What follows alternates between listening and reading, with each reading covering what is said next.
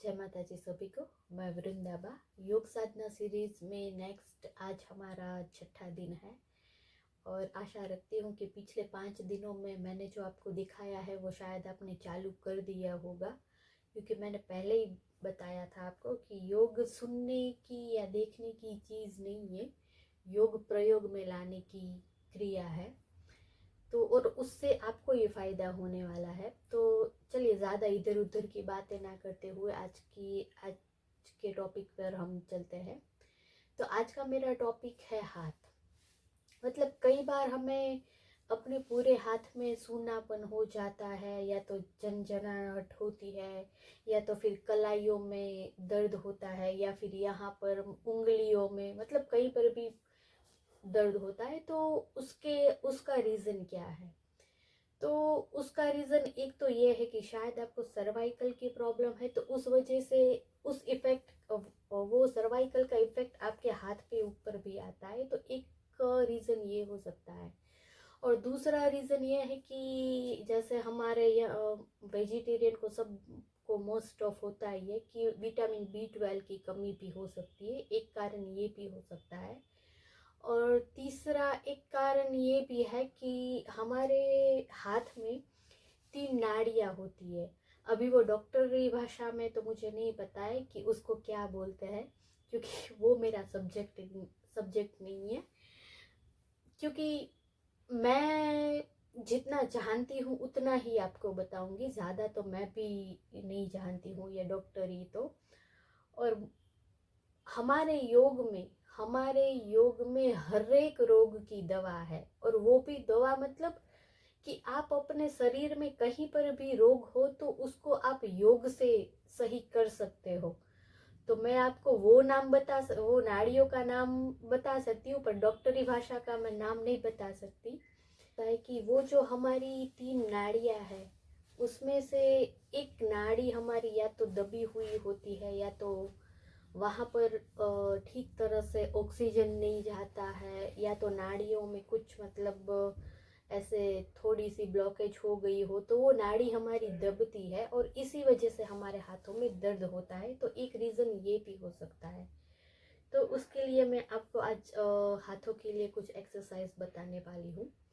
तो पहला तो ये है कि अपने दोनों हाथों को ऐसे ऐसे मुट्ठी बना के, सॉरी मेरे पास जगह थोड़ी कम है, तो दोनों हाथों को ऐसे सीध में रख के हमें मतलब खींच के मुट्ठी बंद करनी है और अंगूठा अंदर ले लेना है और खींच के हमें ऐसे धीरे धीरे रोटेशन करना है, ताकि यहाँ से हमारा जो भी हमारी मांसपेशियाँ होगी वो जकड़ी हुई होगी वो रिलीज होने लगेगी धीरे धीरे।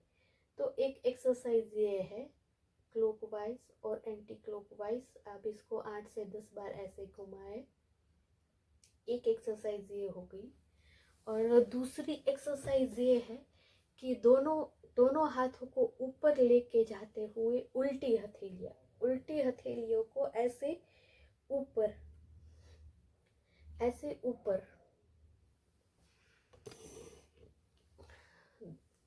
ऊपर की ओर तान के बैठिए और उल्टी हथेलियों को जोड़ना है, ऐसे नहीं जोड़ना है, उल्टा जोड़ना है। तो उसमें आप जहाँ तक आप होल्ड कर पाए वहाँ तक आप होल्ड करिए, श्वास लेते रहे, इनहेल एक्सेल करते रहे।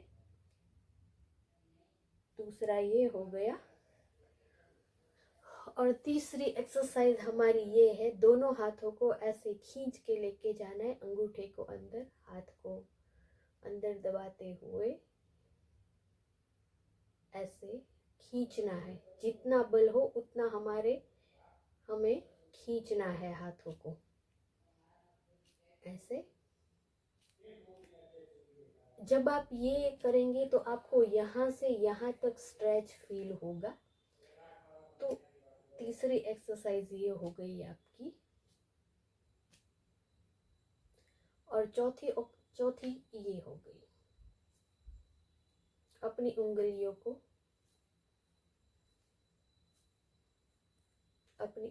को ऐसे आगे पीछे हाथ खींच के आगे पीछे, ये आपको बहुत ही नॉर्मल लगेगी, पर ये नॉर्मल एक्सरसाइज जो आपको रिजल्ट देगी ना, ये जब आप करेंगे तभी आपको पता चलेगा।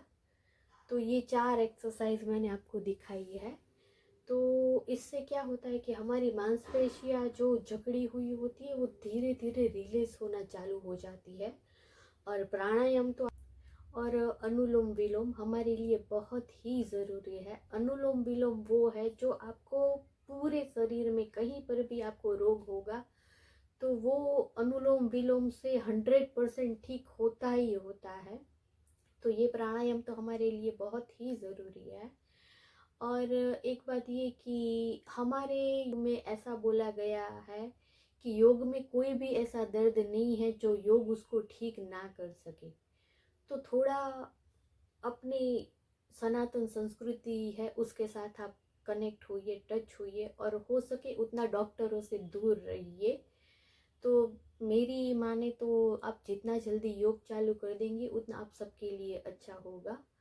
और अगर आपको ये मेरा आज का वीडियो पसंद आता है तो आगे किसी के साथ शेयर करिएगा, ताकि मतलब जिसको वीडियो आगे शेयर करते तो किसी को कोई दर्द हो हाथों का तो अपने हिसाब से वो अपने घर पे टाइम निकाल के थोड़ा सा भी उसको ये स्टेप करके राहत मिलती है। तो ये एक अच्छा ही काम है। तो वीडियो शेयर करिएगा आगे जिसको भी ये प्रॉब्लम हो उसके साथ, और ऐसे ही मुझे सपोर्ट करते रहिएगा। धन्यवाद।